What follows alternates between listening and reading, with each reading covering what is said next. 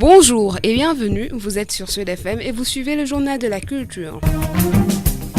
Après avoir passé l'adresse à la nation du président de la République, la culture, encore occultée aux grandes dames des acteurs culturels, il se demande si la culture a une place dans le plan Sénégal émergent.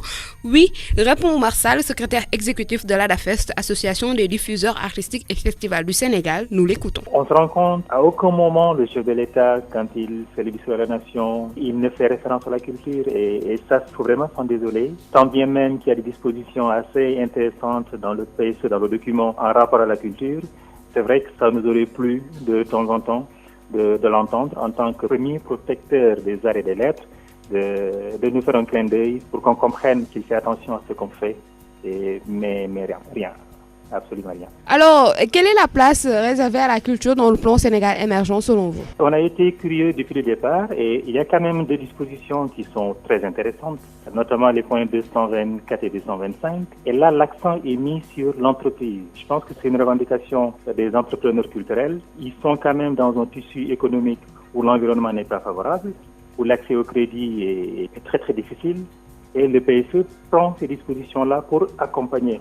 Et justement, maintenant que les textes sont là, c'est à nous, acteurs, accompagnés de la tutelle peut-être des autres membres du secteur privé, de concrétiser cela. Et je pense notamment à l'accès au crédit, qui est une des contraintes majeures. Quand on prend l'exemple de la musique, par exemple, il y a un maillon de la chaîne qui a disparu, c'est le maillon des producteurs, ceux qui mettaient l'argent pour que l'activité soit. Il y a 15-20 ans, on avait à Sandaga, qu'on le veuille ou pas, des producteurs, des gens comme Taladian, qui mettaient leur argent, qui prenaient le risque de produire. Aujourd'hui, ils ne sont plus là. Et ce maillon-là doit être reconstitué. Et je crois que c'est une des dispositions du PSE de dire il faut faciliter l'accès au crédit. Parce que s'il n'y a pas ce qui crée l'entreprise, ce qui crée l'activité, les artistes vont être dans l'autoproduction. Et en termes de qualité, ce n'est pas une bonne chose du point de vue du rendu. Et ça dessert beaucoup la culture au Sénégal. Et quand on se rappelle, la première chose que le ministre Mbagnick Ndiaye a fait quand il a été nommé, c'est de signer cette convention. On n'en parle plus, mais c'est dommage. Une convention qui a été signée avec la BNDE, la Banque nationale de développement. Et c'est très intéressant, c'est là où sont les niches. En tout cas, nous, au sein de ADAFEST, nous sommes en négociation très avancée avec le FONGIP, par exemple, qui a compris que la culture est une niche importante non seulement d'emploi, mais de richesse. Donc, on va aller très prochainement vers des conventions qui, justement, vont accompagner les petites et moyennes entreprises du secteur de la culture pour, justement, s'inscrire dans cette logique de création de richesses.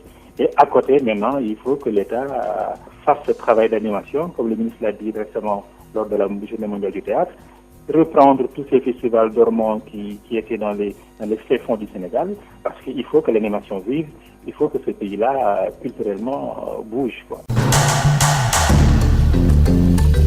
En bref, l'écrivain Elhadj Samba Hari Cissé vient de sortir son 3e essai intitulé « De la fidélité tribale », un livre qui met en garde contre les logiques communautaristes et appelle à cultiver l'art de la différence. Nous vous en reparlerons à travers une note de lecture. La ville de Saint-Louis abrite du 10 au 12 avril la 3e édition du festival Live Peace, rencontre des cultures du monde. Cette fête des arts, de la célébration de la paix, va rassembler des artisans de paix, des jeunes et citoyens du monde autour du thème « Jeunes et femmes dans l'agenda de développement post-2015 des Nations Unies, enjeux, défis et perspectives », c'est ce que nous dit l'APS. L'APS qui nous informe que la 4e édition du Festival des cultures de Mbour, FESCUM, est prévue du 8 au 19 avril prochain. Selon les initiateurs, il sera placé sous le signe du dialogue islamo-chrétien avec des activités culturelles et religieuses. Ce lundi, une séance de ndop d'exorcisme est prévue les 6, 7 et 8 avril pour éradiquer les maux qui assaillent notre pays et formuler des prières pour la paix. Un ndop organisé par Khadim Bey qui se dit petit-fils de Lek Dawombey, génie protecteur de Dakar. Vous aurez l'occasion de l'entendre dans le journal de la culture en Wolof.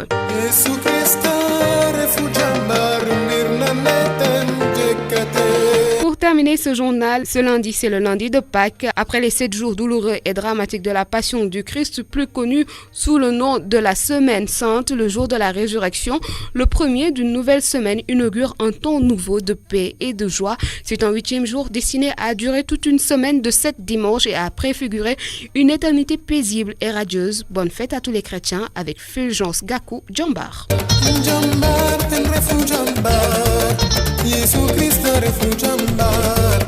C'est la fin de ce journal de la culture. Merci de l'avoir suivi et bonne semaine à tous.